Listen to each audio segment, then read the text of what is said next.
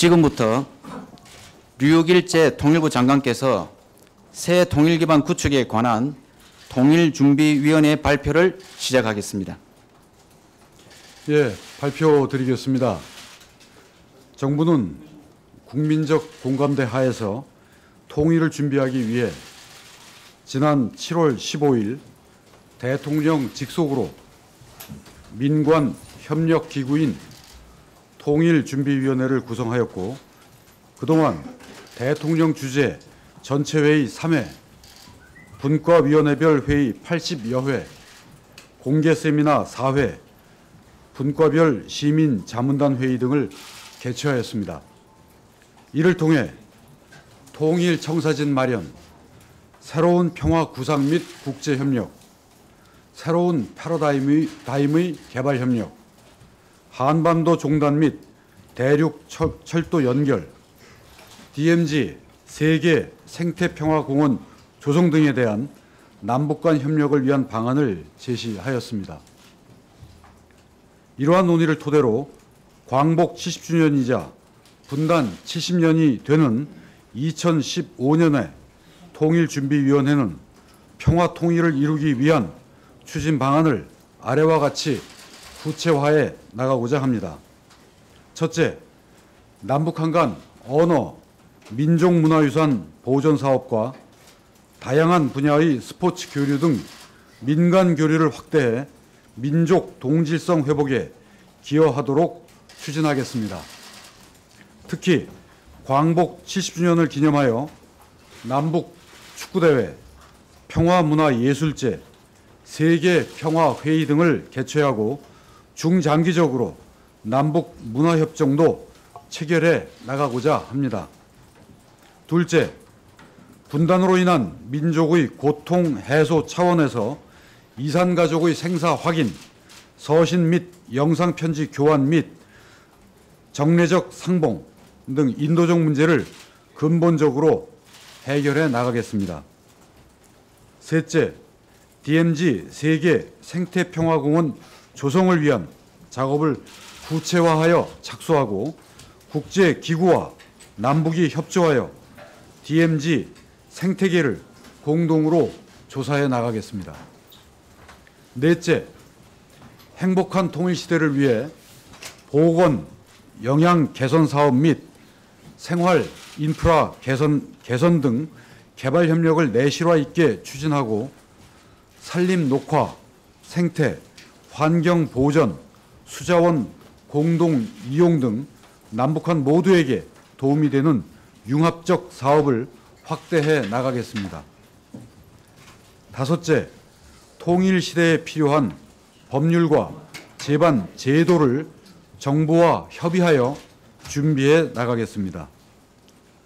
여섯째, 낮은 핫산 사업과 같이 남북과 국제사회가 공유하는 경제협력 사업의 추진을 위해 정부와 긴밀히 협력해 나가겠습니다.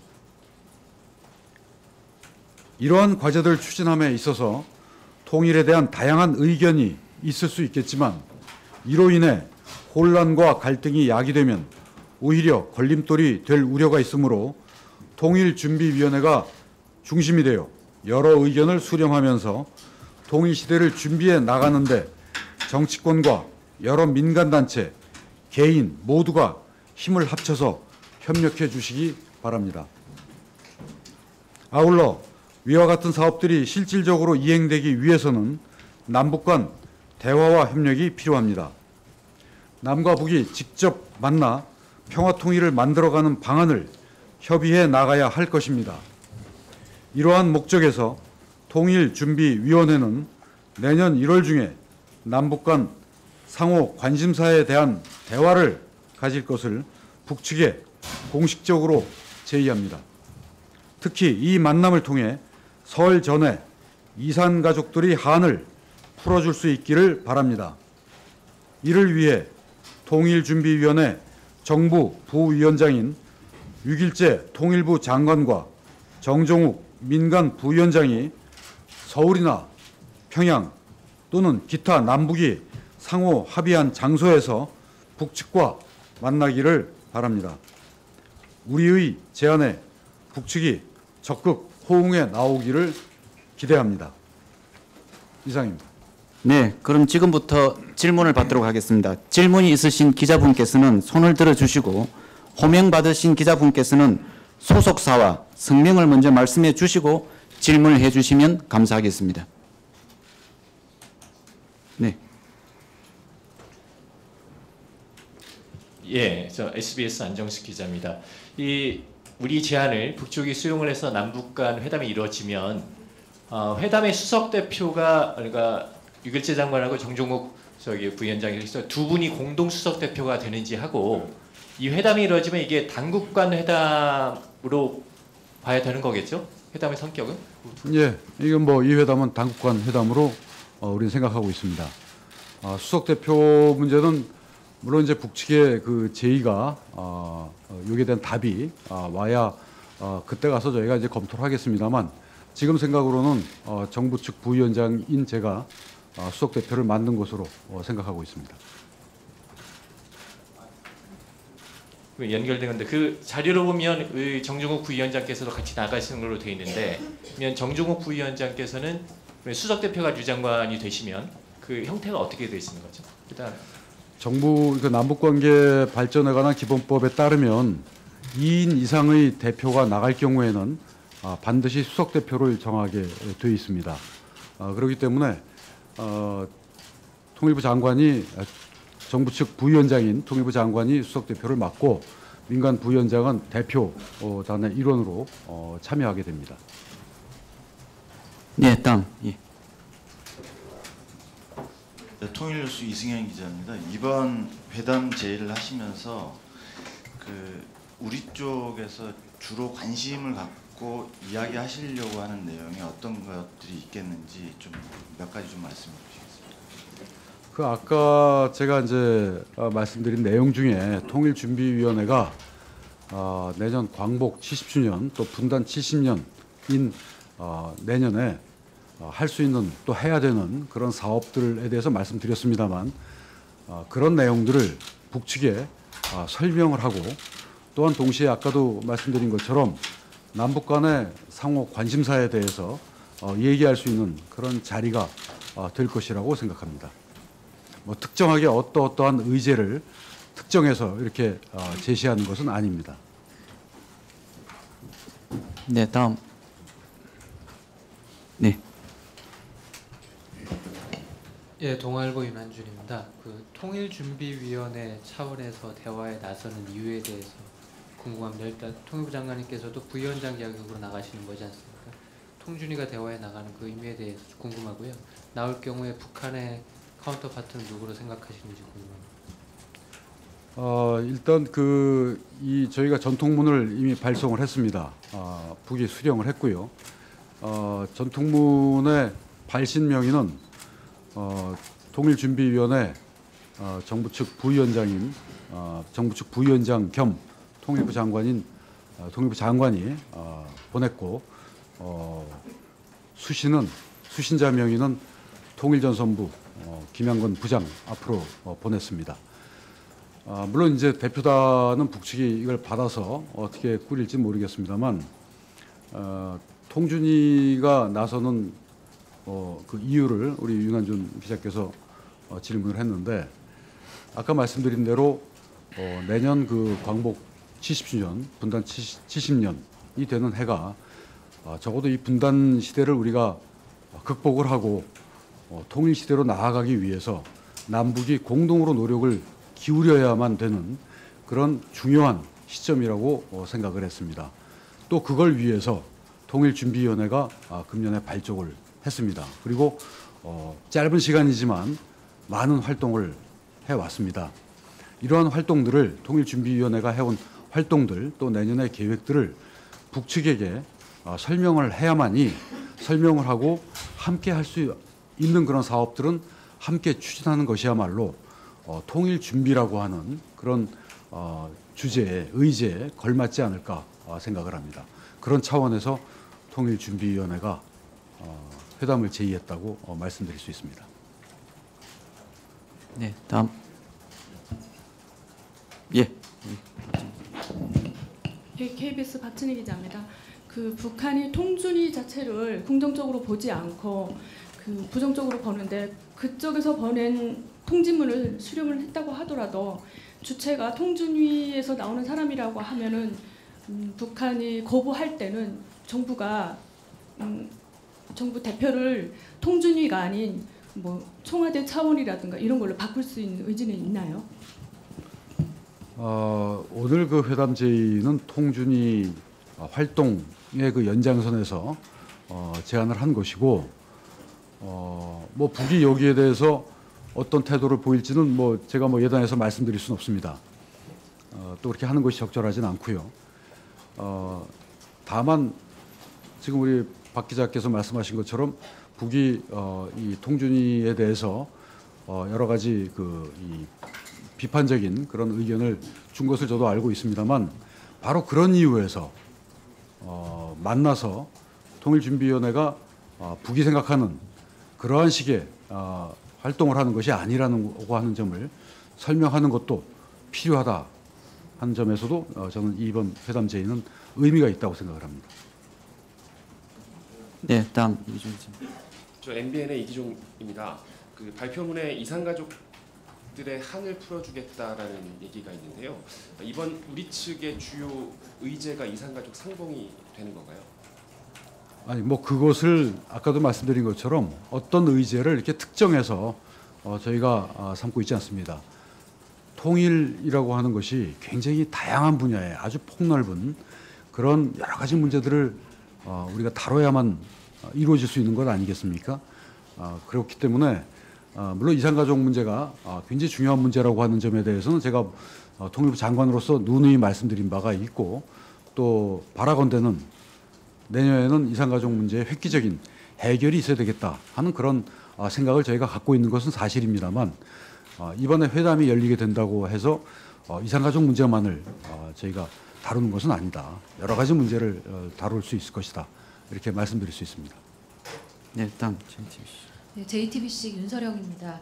장관께서는 최근에 북측과 모든 의제를 놓고 상의할 수 있다라는 말씀도 하셨고, 그 과정에서 금강산 관광이나 오이사 제재 조치에 대해서도 언급을 하셨는데, 이번에 이 고위 당국자 회담을 갖게 되면 이 두 가지 사항 역시 북측과 논의하실 의향이 있으신가요?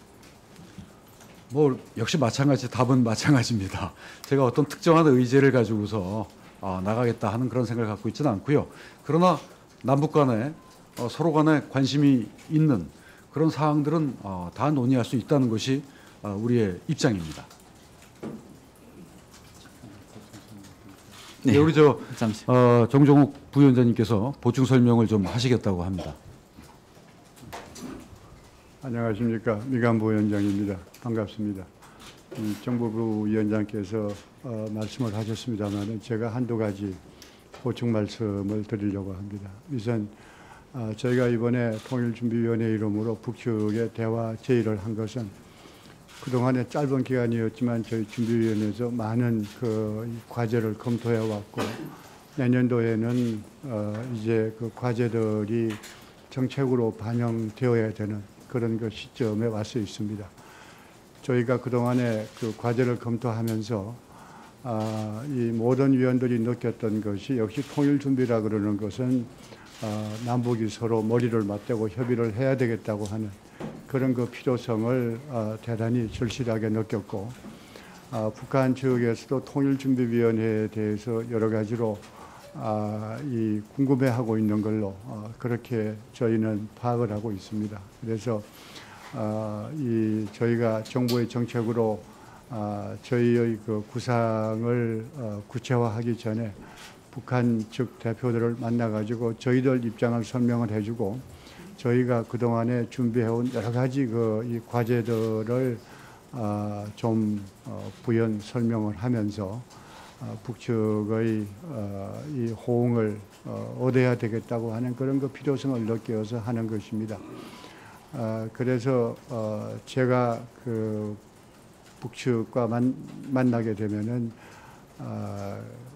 저희 준비위원회가 그동안에 해왔던 여러 가지 그런 이 과제에 대해서 설명을 해주고, 또 저희 통일준비위원회가 목표로 하는 여러 가지 그런 이 활동에 대해서도 설명을 해 줌으로 해서 남북 간에 이 서로 협력을 해서 내년 70년 분단 이 시점을 계기로 해서 새로운 남북 관계가 시작될 수 있는 그런 이 계기를 만들어 보고자 하는 생각을 가지고 있습니다.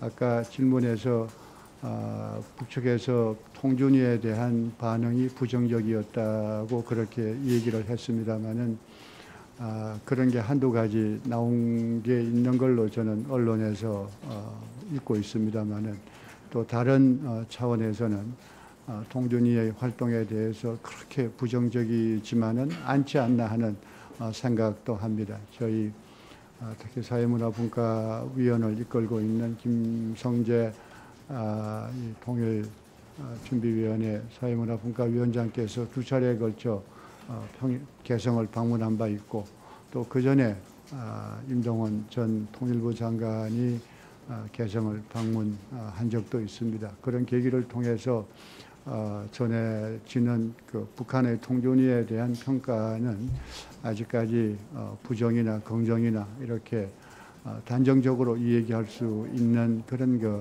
단계는 아니라고 생각을 하고 저는 북한이 이번 저희 제의를 좀 더 긍정적으로 호응해 주기를 바람하지 않습니다.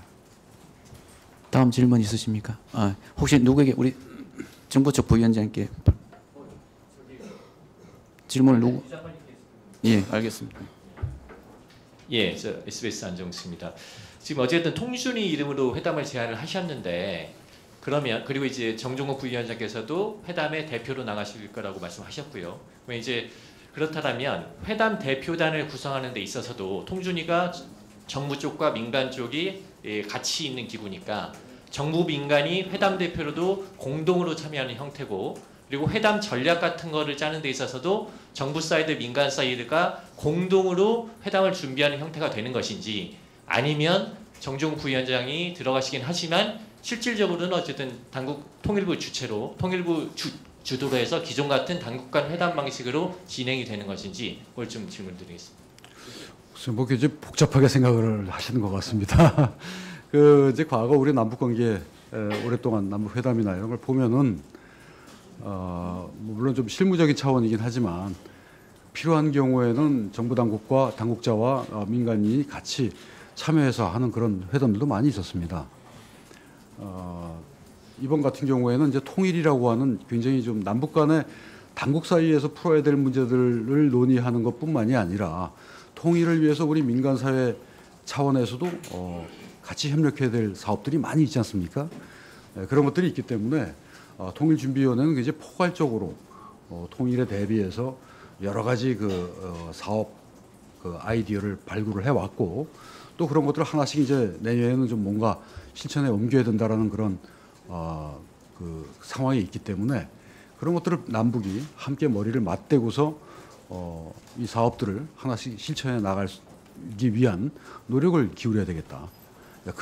그러한 취지에 걸맞게 우리가 회담 전략이라고 할까요? 회담 운영이라고 할까? 이런 것들도 준비할 것이고 그러기 위해서는 같이 지금 사실 민과 관 이렇게 구분이 되니까 그렇지만 통일준비위원회는 사실 민과 관이 같이 들어와 있는 민과 협력기구입니다.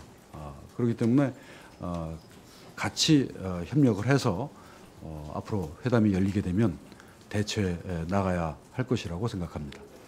예, 그러면 지금 장관님 또 후속 일정이 있으신 관계로 제가 세 분만 질문을 받도록 그렇게 하겠습니다. 먼저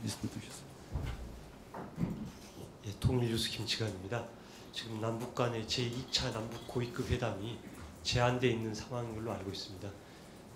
2차 고위급 회담과 이번 통준위 부위원장님께서 제시하신 남북 대화가 어떤 연관성이 있는지 어떻게 추진되는지 투트랙으로 가는 건지 아니면 그건 이제 좀 접는 건지 이런 것들 좀 간명하게 설명해 주시기 바랍니다.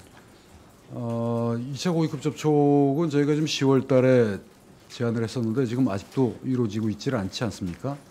북이 이런저런 이유를 들어가지고 응하지 않고 있는데 북이 그 자신들이 그 내가 어떤 이런저런 그 이유를 접고 나온다 그러면은 2차 고위급 접촉은 개최가 됩니다. 이번에 저희가 제안을 하는 이 회담은 아까도 말씀드린 것처럼 어떤 특정한 그 남북 당국 간 차원에서만 논의되는 그런 것들만 포함되는 것이 아니기 때문에 통준위에서 하는 것은 또 통준위에서 하는 것대로 따로 그 회담이 운영될 수 있다고 생각합니다. 서로 간에 어떤 그 뭐 이렇게 뭐 충돌이 되거나 그런 관계라고 생각하지 않습니다.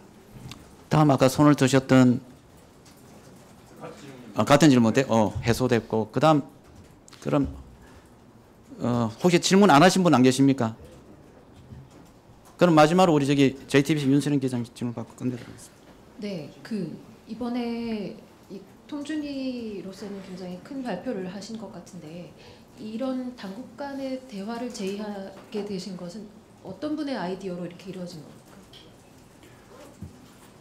어떤 분의 뭐 아이디어라기보다는 정부 통준위 그리고 정부 각 관련 부처들 함께 논의를 해서 협의를 해서 이런 제안을 하게 된 것입니다. 장관께서 직접 아이디어를 내셔서 제안하신 건가요? 그건 뭐 이렇게 자꾸 뭐 누가 뭘 제안을 했느냐 하는 것은 별로 중요하지 않고요. 이런 제안을 우리가 발표하게 됐다는 것이 중요하고 앞으로는 이제 이것이 잘 이루어져서 북이 호응을 해와서 남북 간의 관계도 좀 돌파구도 만들어내고 또한 통일 준비에 있어서도 뭔가 좀 의미 있는 실천이 이루어지도록 만드는 것이 전 중요하다고 생각을 합니다. 그럼 우리 마지막으로 우리 박진희 기자님, 마지막. 이번에 회담을 제의하셨는데요. 이제 북한이 언제 북한의 대응이 언제까지 있어야 되는 걸로 보는지 호응이라고 하셨는데 북한의 호응이 언제까지 오는 걸로 보고 있는지 그 부분이 좀. 뭐 저희들이 이제 1월 중이라고 얘기를 했기 때문에 바라기는 1월 중에 답을 주는 것이 좋고 1월 중에 회담이 열리는 것이 바람직하다고 생각합니다. 우리가 지금 뭐 내년 얘기를 하지만 내년이 바로 내일 모레가 내년이고 뭐 우리가 알다시피 1년이라는 시간도 굉장히 짧은 거 아니겠습니까? 그렇다고 우리가 뭐 급하게 생각하는 것은 아니지만 우리 국민들께서 또 우리 민족이 지난 70년 동안 이 분단의 한을 안고 많은 고통을 겪고 살아왔는데 그래도 좀 뭔가 좀 조금 빠른 속도로 우리가 할 수 있는 일이 있다면 어느 누구도 반대하지 않는 지난번에 뭐 김양건 비서도 그런 얘기를 했습니다만 어느 누구도 반대하지 않는 또 정말로 필요한 그런 사업들은 빨리 할 수 있지 않을까 생각을 합니다. 그렇다면 뭐 그것은 굳이 시간을 갖다가 우리가 자꾸만 뒤로 미룰 필요가 없이 그래서 저희가 연말이지만 연말에 지금 제안을 해서 일이 이루어질 수 있다면 연초부터 시작해가지고 내년 이맘때쯤 되면 뭔가 그래도 성과가 있었다 이런 것들을 우리 국민과 또 우리 북녘에 있는 우리 동포들도 함께 다 같이 체감할 수 있었으면 좋겠다 하는 그런 취지에서 저희들은 시점을 그렇게 잡았던 것입니다. 제가 아까 마지막 공지를 해드렸는데 그럼 알겠습니다. 저기 손 드신 두 분만 받고 끝내도록 하겠습니다. 먼저 우리 노희영 기자님. 네, 서울경제 노희영입니다. 뭐 미리 이렇게 질문을 드리기가 좀 어폐가 있는 거 아닌가? 우리는 통준이라는 이 민간이 같이 참여하는 기구가 있어서 이렇게 제안을 했지만 북측에는 그런 게 없을 것 같은데 북측에서는 결국은 나오는 사람이 그 사람일 것 같고 과연 이게 2차 고위급 회담이랑 투트랙으로 진행하는 게 어느 정도 의미가 있을지 차별화가 될지가 좀 의문인데요. 거기에 대해서 좀 설명해 주시죠. 글쎄 이건 아까도 제가 답을 드렸던 것 같은데 드린 내용과 지금 같은 내용인 것 같은데 이게 통준위가 하고 있는 일과 정부 당국이 하는 일이 뭐 크게 다르진 않습니다만 그러나 통준위는 아시다시피 제가 뭐 다시 또 반복이 되겠습니다만 그야말로 통일 시대를 끌어내오기 위해서 또 통일을 준비하기 위해서 정부뿐만이 아니라 민간이 해야만 되는 많은 그런 아이디어들, 많은 일들을 끄집어내고 선별해내고 또 그걸 추진하기 위해서 어떻게 해야 될 것인지 하는 이런 것들을 또 그것이 국민들 마음속으로 전달이 될 수 있도록 공론화도 이루어내는 그런 일을 하는 굉장히 폭넓은 광범위한 기구이기 때문에 그런 차원에서 남북이 협력해야 될 부분들도 저는 있다고 봅니다. 이번에 저희가 이 회담을 제의한 것은 바로 그런 차원이라는 점을 다시 한번 제가 말씀을 드리고 싶습니다. 예, 머니투데이 오세준 기자입니다. 이건 좀 작은 부분인데요. 여기 발표하신 내용 중에 광복 70주년을 기념해서 뭐 축구 대회라든지 이런 행사를 하신다는 게 있는데 그러면 이게 큰 틀에서 예를 들어서 광복 70주년 기념 행사를 공동 개최한다든가 이런 내용들도 포함이 돼 있는 건가요? 만약에 이런 제안이나 얘기가 잘 약간 가정이긴 한데 잘 풀렸을 경우에. 그래서 뭐 지금 어떤 아까도 말씀드린 대로 우리가 의제도 특정하진 않고 다만 이제 통일준비위원회가 이러이러한 일들을 내년에 추진할 것이다라는 말씀을 아까 제가 드리지 않았습니까? 근데 그런 지금 말씀하신 축구대회를 포함해서 여러 가지 사업들을 우리가 북측에게 설명을 할 것이고 북측도 거기에 어떤 특정한 어떤 아이디어가 있거나 그러면 또 얘기를 할 것이고 그래서 정말로 남북이 서로 합의가 되면 여러 가지 사업들을 저는 할 수 있다고 봅니다. 그러니까 지금 굉장히 작은 부분을 지금 질문하신 거지만은 이 형식을 질문하신 것 같아서 다시 한번 말씀드리지만 기본적으로 우리의 그 생각을 북측에게 충분히 설명을 해서 오해가 있다면 오해를 씻고 남북이 같이 공동으로 노력해서 뭔가 할 수 있는 일이 있다면 그런 것들은 만들어내서 사업을 추진할 수 있고 하는 이런 식으로 저희들은 생각을 하고 있습니다. 예, 더 이상 질문이 없으시면 오늘 통일준비위원회 브리핑은 이렇게 마치도록 하겠습니다. 수고하셨습니다. 예, 고맙습니다.